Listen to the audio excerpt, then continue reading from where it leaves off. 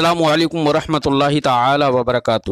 مرکز اہل سنت جامعہ رضویہ منظر اسلام کے یوٹیوب چینل ہم سبق درس نظامی میں آپ کا خیر مقدم ہے۔ پیارے بچوں، جنہوں نے اب تک ہمارے چینل کو سبسکرائب نہیں کیا ہے وہ ضرور سبسکرائب کر لیں اور بیل آئیکن یعنی گھنٹی بھی بجا دیں تاکہ ہر ویڈیو کی نوٹیفیکیشن اطلاع اپلوڈ کرتے ہی آپ تک پہنچ جائے، اور اپنے ساتھیوں سے بھی شیئر کریں، شیئر کرنا نہ بھولیں تاکہ ان کو بھی فائدہ حاصل کرنے کا موقع ملے، اور بات پسند آئے تو لائک بھی کیا کریں اور اپنے قلبی تأثر کو ضرور کمنٹ کر کے بتائیں۔ بسم اللہ الرحمن الرحیم۔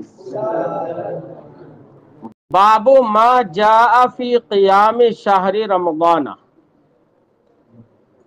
یہ باب ہے ان روایتوں کے بیان میں جو ماہ رمضان میں قیام کرنے کے سلسلے میں آئی ہیں۔ ماہ رمضان میں قیام کرنا، قیام اللیل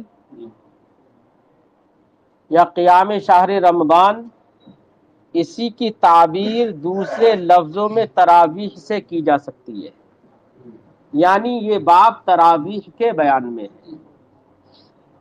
اس باب کا خلاصہ یہ ہے، رسول اللہ صلی اللہ علیہ وسلم نے تراویح کی نماز ادا فرمائی اور با جماعت سرکار نے صرف 3 مرتبہ تراویح کی نماز پڑھائی۔ ایک رات پڑھائی، دوسری رات نہیں پڑھائی، تیسری رات پڑھائی، چوتھی رات نہیں پڑھائی، اس طریقے سے، یعنی باقاعدہ جماعت کے ساتھ۔ نبی کریم صلی اللہ علیہ وسلم کے زمانے میں اہتمام تراویح نہیں تھا، لیکن سرکار نے ترغیب ضرور دی۔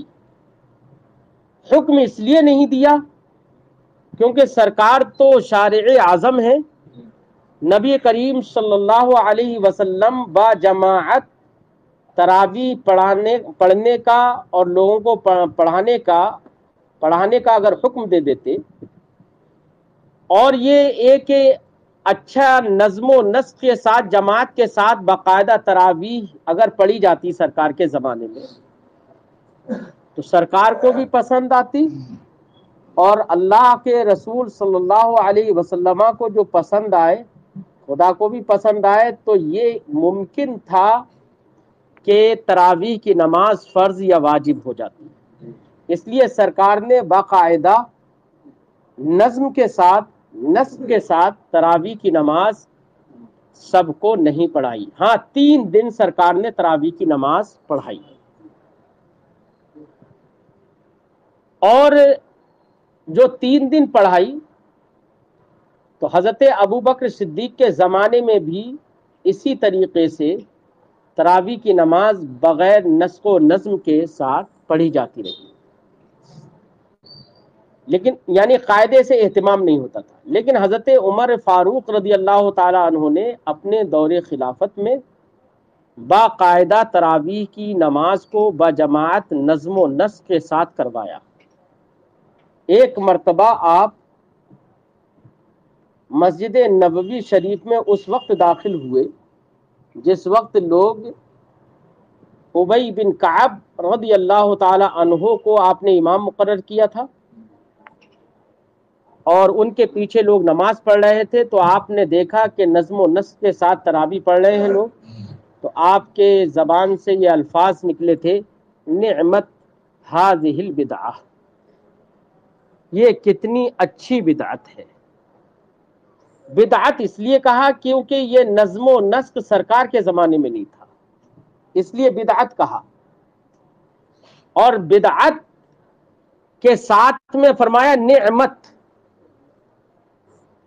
کتنی اچھی بدعت ہے یہ۔ اس سے سمجھ میں آتا ہے کہ سرکار کے زمانے میں جو نہ ہو وہ بدعت تو ہے۔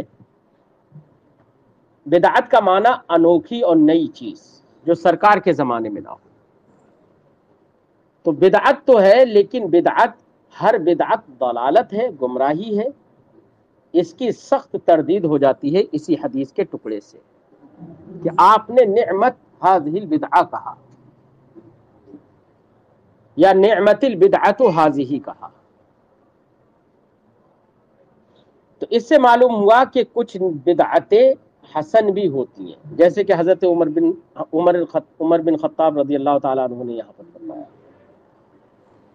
جب حضرت عمر بن خطاب رضی اللہ تعالیٰ عنہ نے حضرت ابی بن کعب رضی اللہ تعالیٰ عنہ کے پیچھے لوگوں کو اکٹھا کر دیا نماز تراویح پڑھنے کے لیے، تو روایتوں میں ہے کہ وہ 20 رکعت نماز تراویح پڑھی گئی تھی۔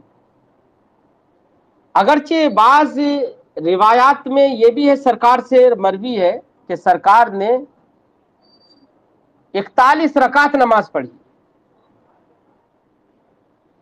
اور بعض روایات میں امام طبرانی نے، امام بیہقی نے مصنف ابن ابی شیبہ کے اندر، ابن ابی شیبہ نے، ان میں یہ روایتیں موجود ہیں کہ رسول کریم صلی اللہ علیہ وسلم نے 20 رکعت نماز تراویح ادا فرمائی۔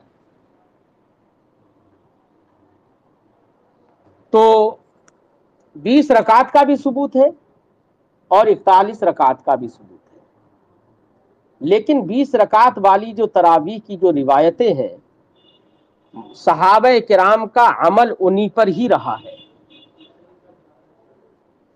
اس لیے کچھ لوگ 41 رکعت یعنی 1 رکعت تو وتر کے قائل ہیں اور 40 رکعت تراویح کے قائل ہیں، لیکن جمہور ائمہ، چاہے امام اعظم ہو، امام شافعی ہو، امام احمد ابن حنبل ہو یا امام مالک، جمہور ائمہ اس بات کے قائل ہیں کہ تراویح 20 رکعت ہے۔ لیکن دور حاضر کے غیر مقلدین تراویح 20 رکعت نہیں مانتے، وہ 8 رکعت تراویح کہتے ہیں، اور دلیل میں وہ حدیث پیش کرتے ہیں جس حدیث کی تخریج امام بخاری نے صحیح بخاری میں کی۔ حضرت عائشہ صدیقہ رضی اللہ تعالی عنہا سے ایک حدیث کی روایت ہے، حضرت عائشہ فرماتی ہیں کہ رسول کریم صلی اللہ علیہ وسلم نے ماہ رمضان میں بھی 11 رکعت پڑھیں، جو 11 رکعت دیگر ایام میں پڑھتے تھے وہ 11 رکعت رمضان میں بھی سرکار نے پڑھی۔ سرکار کا معمول رمضان میں بھی وہی رہا۔ اب یہ حضرت عائشہ صدیقہ رضی اللہ تعالی عنہا کی روایت کو دلیل بناتے اور کہتے ہیں کہ 11 رکعت کا قول ہے، تو 3 رکعت تو ہو گئے وتر، 8 رکعت ہو گئی تراویح۔ سب سے پہلی پریشانی ان کو تو یہ آ جائے گی کہ وتر تو ایک ہی رکعت مانتے ہیں، تو 8 رکعت تراویح نہیں رہی۔ اگر تراویح پر محمول کرو تو 8 رکعت تراویح نہیں 10 رکعت ہو گئی۔ یا تو اس بات کے قائل ہو جاؤ کہ وتر 3 ہی رکعت ہے، اور وتر 3 رکعت مانتے نہیں ہیں، 1 رکعت ہی مانتے ہیں، تو سب سے بڑی پریشانی ان کو تو یہ آئے گی۔ دوسری بات ہم یہاں پر یہ کہیں گے کہ وہ سرکار کے معمول کو حضرت عائشہ نے بیان کیا ہے کہ سرکار کا معمول ہمیشہ 8 رکعت پڑھنے کا تھا، یعنی نوافل پڑھنے کا معمول تھا۔ سرکار اس معمول کو ماہ رمضان میں بھی نہیں چھوڑتے تھے، تو وہ تراویح کا ذکر نہیں ہے، وہ نوافل کا ذکر ہے جو ہمیشہ پڑھتے تھے۔ اچھا، اس میں یہ الفاظ موجود ہیں جو دیگر ایام میں سرکار 11 رکعت پڑھتے تھے، رمضان میں بھی وہ 11 رکعت پڑھتے تھے، تو اس سے یہ کہاں لازم آتا ہے کہ رمضان میں وہ 11 رکعت تراویح پڑھتے تھے مع وتر؟ یہ کب لازم آتا ہے؟ اگر تراویح پر اس حدیث کو محمول کیا جائے تو مجھے بتاؤ رمضان سے پہلے کبھی تراویح ہوتی ہے؟ دوسرے دنوں میں تراویح ہوتی نہیں ہے، اور وہاں پر صاف لفظوں میں یہ موجود ہے۔ تو اس لیے یہ متعین ہے کہ وہ حدیث تراویح سے متعلق نہیں ہے، وہ حدیث صرف اور صرف نوافل سے متعلق ہے کہ سرکار کا جو عمل دیگر ایام میں تھا وہ رمضان میں بھی ختم نہیں ہوتا تھا، سرکار تراویح بھی پڑھتے تھے اور وہ نوافل بھی انجام دیتے تھے۔ تو اور صاحب جاء الحق نے باقاعدہ اس پر کہ تراویح 20 رکعت ہے، اس پر باب باندھا ہے۔ حضرت عمر فاروق، حضرت مولا علی رضی اللہ تعالی عنہما سے اور بہت سارے اور صحابہ کرام سے انہوں نے روایتیں نقل کر دی ہیں اس بات پر کہ حدیث وہ تراویح 20 رکعت ہے۔ آپ تفصیل کے لیے جاء الحق دوسرا حصہ پڑھیے۔ تو یہ گفتگو تھی تراویح سے متعلق۔ یہاں پر امام ترمذی جو روایتیں ذکر کر رہے ہیں، کسی روایت سے 41 کا بھی ثبوت ہوتا ہے اور کسی روایت سے 20 کا بھی ثبوت ہوتا ہے۔ یزید ابن رومان کی حدیث جس کو بہت سارے محدثین نے نقل کیا ہے، اس میں صاف لفظوں میں ہے کہ رسول اللہ صلی اللہ علیہ وسلم نے 20 رکعات تراویح ادا فرمائی۔ ترجمہ آپ کرتے ہیں۔ باب ما جاء فی قیام شہر رمضان، حدثنا حناد حدثنا محمد بن الفضیل عن داؤد ابن ابی ہند عن الولید ابن عبد الرحمن الجرشی عن جبیر ابن نفیر۔ ہم سے حدیث بیان کی حناد نے، وہ کہتے ہیں ہم سے حدیث بیان کی محمد ابن فضیل نے، وہ روایت کرتے ہیں داؤد ابن ابی ہند سے، وہ روایت کرتے ہیں ولید ابن عبد الرحمن جرشی سے، وہ روایت کرتے ہیں جبیر ابن نفیر سے، وہ روایت کرتے ہیں عن ابی ذر سے، حضرت ابو ذر رضی اللہ تعالی عنہ سے۔ قال، انہوں نے کہا سمنا مع رسول اللہ صلی اللہ علیہ وسلم، ہم نے رسول اللہ صلی اللہ علیہ وسلم کے ساتھ روزے رکھے، فلم یصلی بنا حتی بقی سبع من الشہر، تو سرکار نے ہم کو نماز تراویح نہیں پڑھائی یہاں تک کہ ماہ رمضان کے 7 دن باقی رہ گئے، یعنی 23ویں شب آ گئی۔ فقام بنا، تو 23ویں شب میں سرکار نے ہمارے ساتھ قیام فرمایا، حتی ذہب ثلث اللیل، یہاں تک کہ تہائی رات نکل گئی۔ ثم لم یقم بنا فی السادسہ، پھر چھٹی رات جب آئی تو اس میں سرکار نے قیام نہیں فرمایا۔ وقام بنا فی الخامسہ، اور 5ویں شب جو رہ گئی تھی، 5ویں شب جو آخر سے 5ویں شب جو آئی تو اس میں سرکار نے ہمارے ساتھ قیام فرمایا، حتی ذہب شطر اللیل، یہاں تک کہ رات کا ایک حصہ نکل گیا۔ اس سے پتہ چلتا ہے کہ نوافل کو دیر رات سے پڑھنا یہ زیادہ بہتر ہے۔ فقلنا یا رسول اللہ، تو ہم نے کہا یا رسول اللہ، لو نفلتنا بقیۃ لیلتنا ہذہ، اے کاش یا رسول اللہ ہماری تمنا تھی کہ آپ ما بقیہ رات میں بھی ہمیں نفل پڑھا دیتے، پوری رات ہی پڑھا دیتے جو رات بچ گئی۔ فقال، تو سرکار نے ارشاد فرمایا، انہ من قام مع الامام حتی ینصرف کتب لہ قیام لیلۃ، سرکار نے فرمایا جس نے امام کے ساتھ قیام کیا یہاں تک کہ وہ امام فارغ ہو گیا، کتب لہ قیام لیلۃ، تو اگرچہ اس نے امام کے ساتھ کچھ رات ہی عبادت کی لیکن کتب لہ قیام لیلۃ، اس کے لیے پوری رات کا قیام کا ثواب لکھ دیا جاتا ہے۔ ثم لم یصلی بنا، پھر ہم کو سرکار نے نماز تراویح نہیں پڑھائی، حتی بقیہ ثلاث من الشہر، یہاں تک کہ مہینے کے 3 ہی دن رہ گئے، یعنی 27ویں شب آ گئی۔ وصلی بنا فی الثالثہ، تو سرکار نے 30ویں رات میں، یعنی جو آخر سے 30ویں بچی، اس میں ہم کو سرکار نے تراویح پڑھی۔ اس سے حدیث سے معلوم ہوا کہ سرکار کے زمانے میں نظم و نسق کے ساتھ تراویح نہیں ہوئی، لیکن اس سے یہ بھی معلوم ہوا کہ سرکار نے تراویح پڑھی بھی ہے، پڑھائی بھی ہے۔ ودعا اہلہ، اور سرکار نے اپنے گھر والوں کو، ونساء، اور اپنی بیویوں کو بھی بلایا کہ تم لوگ بھی یہ نماز تراویح ادا کرو۔ فقام بنا، تو سرکار نے ہمارے ساتھ قیام کیا، حتی تخوفنا الفلاح، یہاں تک کہ ہمیں فلاح کا خوف ہو گیا۔ فلاح کا خوف یعنی اتنی دیر رات تک نماز سے تراویح پڑھائی کہ ہمیں خوف ہو گیا فلاح کا۔ فلاح سے کیا مراد ہے؟ خود راوی ہی پوچھتے ہیں حضرت ابو ذر سے کہ فلاح کا کیا معنی ہے یہاں؟ کہتے ہیں قل، تو راوی کہتے ہیں میں نے ان سے کہا حضرت ابو ذر سے، ومل فلاح، فلاح کیا ہے؟ فلاح کا خوف ہو گیا۔ فلاح کا معنی تو ویسے کامیابی آتا ہے۔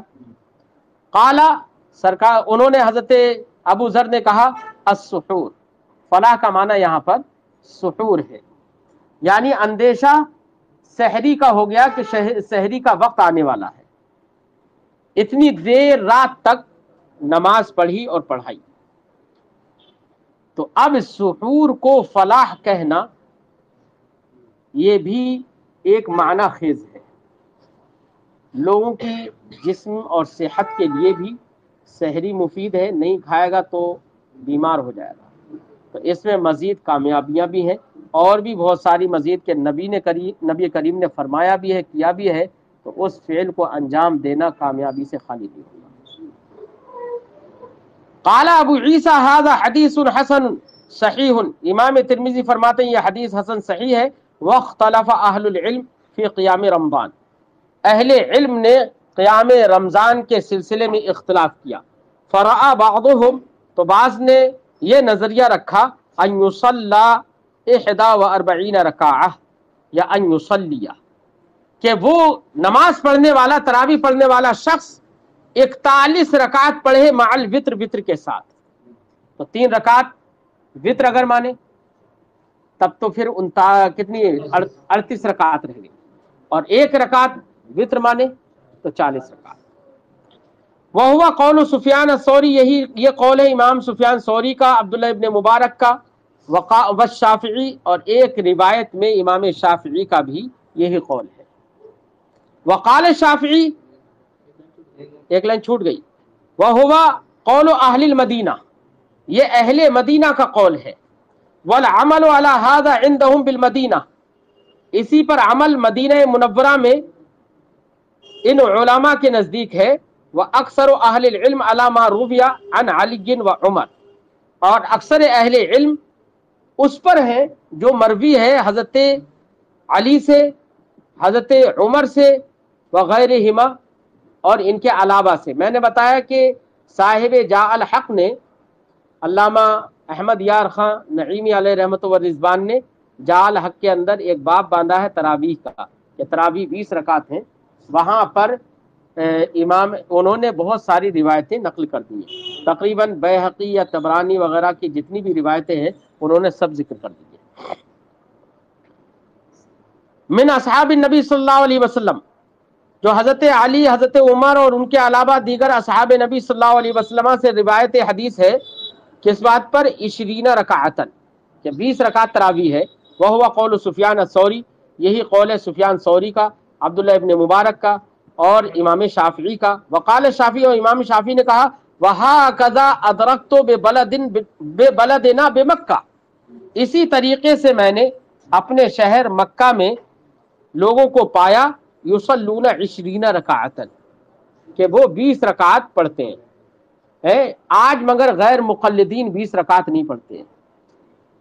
اس کا مطلب یہ ہے کہ تمام اہل مکہ کے بارے میں کہہ رہے ہیں امام شافعی کہ میں نے دیکھا کہ سب 20 رکعت پڑھتے ہیں. تو گویا کہ 20 رکعت پڑھنے پر اجماع بھی ہو گیا. مزید یہ کہ حضرت عمر بن خطاب نے ابی بن کعب رضی اللہ تعالیٰ عنہ کے پیچھے جب لوگوں کو اکٹھا کر دیا تو 20 رکعت نماز تراویح پڑھی گئی تھی. اس میں حضرت یزید ابن رومان نے اس حدیث کی روایت کی ہے اور انہوں نے کہا ہے کہ 20 رکعت نماز پڑھی گئی. تو اب اور حضرت عمر بن خطاب کے زمانے میں ان کے کہنے پر یہ ہوا، جماعت بھی ہوئی، کسی صحابی رسول نے انکار نہیں کیا. اگر یہ سرکار کے زمانے میں نہیں ہوتا بالکل اور یہ چیز اچھی نہیں ہوتی تو ضرور کوئی نہ کوئی صحابی رسول انکار ضرور کرتے، لیکن کسی نے انکار نہیں کیا. اس سے یہ بھی پتہ چلتا ہے 20 رکعت تراویح پر صحابہ کرام کا ہی اجماع ہے. حضرت امام شافعی کہتے ہیں کہ ہم نے اپنے شہر مکہ میں لوگوں کو دیکھا کہ وہ 20 رکعت تراویح پڑھتے ہیں.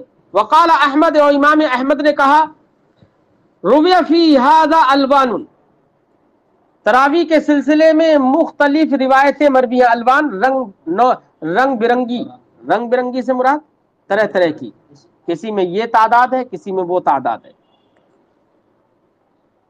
جب مختلف قسم کی روایتیں ہیں لم یقض فیہ بشیء، تو حضرت امام احمد نے اس کے سلسلے میں کوئی فیصلہ نہیں کیا کہ کتنی رکعت تراویح پڑھی جائے. وقال اسحاق، اور امام اسحاق نے کہا بل نختار 41 رکعہ، ہم پسند کریں گے 41 رکعت والی روایت کو، علامہ رویہ عن ابی بن کعب، اس کے مطابق جو کہ حضرت ابی بن کعب سے مروی ہے، واختار ابن المبارک و احمد و اسحاق، اور حضرت عبداللہ ابن مبارک، امام احمد ابن حنبل، امام اسحاق نے روایت کی، انہوں نے اختیار کیا الصلاۃ مع الامام فی شہر رمضان۔ یہ اگلا مسئلہ آ گیا۔ مسئلہ یہ ہے کہ ماہ رمضان میں تراویح امام کے پیچھے جماعت کے ساتھ پڑھنا بہتر ہے یا جماعت کے بغیر تنے تنہا پڑھنا بہتر ہے؟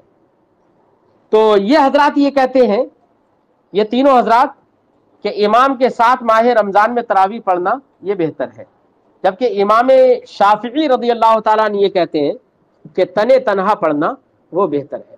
لیکن سرکار سے تو دونوں عمل ثابت ہے۔ ابھی آپ نے پڑھا کہ سرکار نے اپنے گھر والوں کو بھی بلا کے نماز پڑھائی، تو جماعت سے ہونا یہ بھی ثابت ہے۔ تو کچھ لوگ جماعت کی طرف گئے اور کچھ لوگ انفراد کی طرف، اور انفرادی طور پر پڑھنا یہ بھی ثابت ہے۔ واختار شافعی، اور امام شافعی نے اختیار یہ کیا ان یصلی الرجل وحدہ، کہ آدمی تنے تنہا نماز تراویح پڑھے، اذا کان قاریا، جبکہ قرات کرنے والا ہو، اور قرات کرنے والا نہ ہو تو اس کے لیے عافیت اسی میں ہی ہے کہ وہ امام کے پیچھے نماز پڑھے، ہے نا۔ امام کی ہوگی تو اس کی بھی ہو ہی جائے گی، ٹھیک ہے۔ ہاں، اس لیے جماعت کی مزید فضیلتوں کے ساتھ ساتھ ایک آدمی کا فائدہ یہ بھی ہے جماعت میں کہ اگر خود سے پڑھنا نہیں جانتا ہے تو جو چیزیں فرض ہیں وہ امام کے ساتھ ادا ہو جائیں گی، تو فرضیت تو ادا کر ہی لے گا۔ باب ما جاء فی فضل من فطر صائما، یہ باب ہے ان روایتوں کے بیان میں جو اس شخص کی فضیلت کے بیان میں آئی ہیں جس نے روزدار کو افطار کرایا۔ تو روزدار کو افطار کرانا ایک بڑا باعث ثواب امر ہے۔ حدیث پاک میں نبی کریم نے ارشاد فرمایا کہ کسی نے کسی روزدار کو افطار کرائی تو اس کو اتنا ہی ثواب ملتا ہے جتنا روزہ رکھنے والے کو روزے کا ثواب ملتا ہے، افطار کرانے والے کو بھی اتنا ہی ثواب ملتا ہے، بغیر اس کے کہ اس کے روزے کے ثواب سے کچھ کم کیا جائے۔ تو یہ اللہ کا فضل ہے۔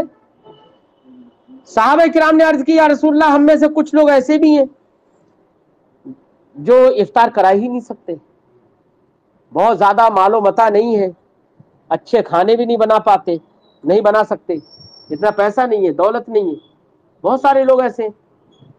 تو سرکار دو عالم صلی اللہ علیہ وسلم نے فرمایا کہ اگر کسی شخص نے دودھ سے افطار کرا، ایک گھونٹ دودھ بھی افطاری کے لیے دے دیا، یا پانی سے بھی افطار کرا دیا، یا ایک کھجور سے ہی افطار کرا دیا، تب بھی اس کو یہ ثواب ملے گا۔ بھئی افطار کرانا ابتداءً پہلی بار ایک گھونٹ لیا یا ایک کھجور لی، پہلی بار جو کھا لیا وہی افطاری ہے، بعد میں جو بھی کھایا جائے گا وہ پیٹ بھرنے کے لیے ہوگا، ٹھیک ہے۔ تو ثواب اس کو اسی میں حاصل ہو جائے گا، مگر اس سے یہ لازم نہیں آتا ہے کہ بعد میں کھانے پینے کا انتظام کیا ہی نہ جائے۔ جس کے پاس نہیں ہے تو کوئی بات نہیں، لیکن اگر ہے تو کھانے پینے کا بھی انتظام کیا جائے، اس کے یہ حدیث منافی نہیں ہے، یاد رکھیے۔ حدثنا حناد حدثنا عبد الرحیم بن سلیمان، ہم سے حدیث بیان کیا حناد نے، وہ کہتے ہیں ہم سے حدیث بیان کیا عبد الرحیم، ایک نسخے میں عبد الرحمن بھی ہے، عبد الرحیم بن سلیمان نے، وہ روایت کرتے ہیں عبد الملک بن ابی سلیمان سے، وہ روایت کرتے ہیں عن عطا سے، عن زید بن خالد الجوہنی، وہ روایت کرتے ہیں زید بن خالد جوہنی سے، قال، انہوں نے کہا قال رسول اللہ صلی اللہ علیہ وسلم من فطر صائم کان له مثل اجرہ غیر انہ لا ينقص من اجر الصائم شیء، جس شخص نے روزدار کو افطار کرایا اس کے لیے اسی کے اجر کے مثل ہے، روزدار کے اجر کے مثل ہے، بغیر اس کے کہ روزدار کے اجر سے کچھ بھی کم کیا جائے۔ انہ لا من غیر انہ لا ينقص من اجر الصائم شیء، رفع کے ساتھ، اور اگر اس کو ہم معروف پڑھیں غیر انہ لا ينقص من اجر صائم شیئا، تو پھر لا ینقصو کا فاعل ہو جائے گا یہ جو ہے نا من اجر صائم، من زائدہ ہوگا، پھر کیا ہوگا؟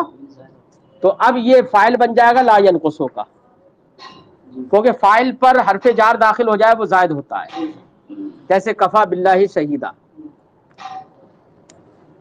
قال ابو عیسیٰ ھذا حدیث حسن صحیح، امام ترمذی کہتے ہیں یہ حدیث حسن صحیح ہے۔ باب الترغیب فی قیام شہر رمضان وما جاء فیہ من الفضل، یہ باب ہے شہر رمضان میں قیام کے سلسلے میں رغبت دلانا اور اس میں جو فضیلت آئی ہے اس کے بیان میں، یعنی ماہ رمضان میں تراویح پڑھنے کی رغبت دلانا۔ تو سرکار نے دیکھو رغبت دلائی ہے، ایک دن پڑھی جماعت کے ساتھ، اور اتنی رغبت ہوئی کہ حضرت ابو ذر تو یہ بھی تمنا کرنے لگے کہ یا رسول اللہ ہم کو پوری جو مابقیہ رات ہے اس میں بھی نوافل ہی پڑھا دیتے، تو یہ رغبت ہی تو ہے۔ اپنے گھر والوں کو بلا کے نماز پڑھوانا یہ رغبت ہی تو ہے۔ بہرحال تو اس کا تعلق ماقبل والے باب ہی سے ہے ایک طرح سے، اس لیے مزید توضیح کی ضرورت نہیں ہے۔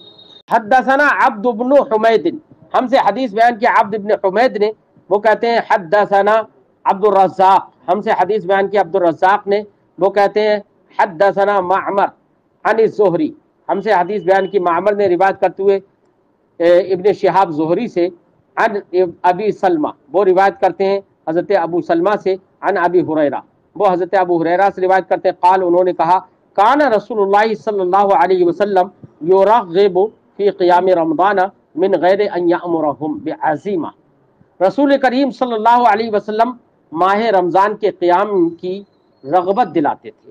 قیام کی رغب فی، رغبت شوق رکھنا اور شوق دلانا، قیام رمضان کا شوق دلاتے تھے بغیر اس کے کہ ان کو حتمی حکم دیتے، ان یأمرہم بعزیمہ، حتمی حکم اس لیے نہیں دیتے تھے کہ کہیں واجب یا فرض نہ ہو جائے۔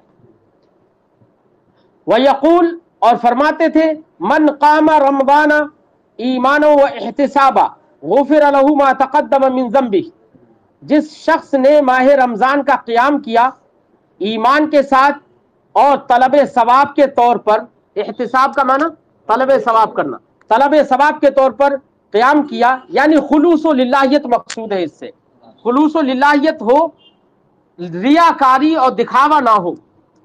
تو سرکار نے فرمایا جس نے، اچھا ریاکاری اور دکھاوا نہ ہو یہ بتایا نا، تو ایک تو ایمانن کہا، اس کا مطلب یہ ہے کہ قیام بغیر ایمان کے تو معتبر ہی نہیں ہے۔ دوسرا یہ کہ ایمان کے ساتھ میں بھی سرکار نے احتساباً کی بھی قید لگائی، اس سے پتہ چلا کہ ایک ایمان والا اگر دکھاوے کے لیے پڑھے گا تو اس کو یہ فضیلت حاصل نہیں ہوگی۔ ایمان و احتساب، اس حدیث کی تخریج امام بخاری نے بھی کی ہے۔ فرماتے ہیں کہ من قام رمضان ایمان و احتسابا، جس نے رمضان کا قیام کیا ایمان و احتساب کے طور پر، غفر له ما تقدم من ذنبہ، تو اس کے ما قبل کے سارے گناہوں کو بخش دیا جائے گا، سب ما قبل کے گناہ جتنے بھی ہوئے۔ لوگوں نے الگ الگ قول کیے ہیں، ہم گفتگو اس سے پہلے کر بھی چکے ہیں، لیکن زیادہ صحیح یہ ہے کہ یہ سب مشیت الہی پر ہے، نہ توبہ پر موقوف ہے، نہ ہی اس کو مقید کیا جائے گناہ صغیرہ سے، نہ ہی گناہ کبیرہ سے۔ اللہ تعالیٰ چاہے تو گناہ کبیرہ کو بھی معاف فرما دے، لیکن حقوق العباد سے جو متعلق ہوں وہ ضرور اس سے مستثنی رہیں گے۔ فتوفی رسول اللہ صلی اللہ علیہ وسلم، تو رسول اللہ صلی اللہ علیہ وسلم اس دنیا ظاہری سے رخصت ہو گئے، والامر علی ذلک، اور معاملہ اسی پر رہا، یعنی ایمان و احتساب کی یہ ترغیب جو سرکار نے دلائی وہ صحابہ کرام خلفائے راشدین بھی ایسا کرتے رہے۔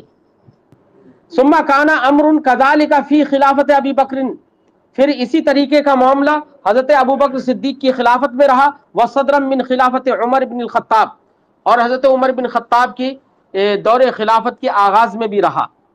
پھر اس طریقے، پھر حضرت عمر بن خطاب کے دور خلافت کی ابتدا کے بعد انہوں نے باقاعدہ نظم و نسق کے ساتھ اس کا اہتمام کر دیا۔ وفی الباب، اور باب میں حضرت عائشہ سے حدیث موجود ہے، ھذا حدیث صحیح، یہ حدیث صحیح ہے، وروی ھذا الحدیث ایضا عن الزہری، یہ حدیث امام زہری سے، عروہ سے، عن الزہری عن عروہ عن عائشہ، عن النبی صلی اللہ علیہ وسلم، اس سند کے ساتھ بھی یہ حدیث مروی ہے۔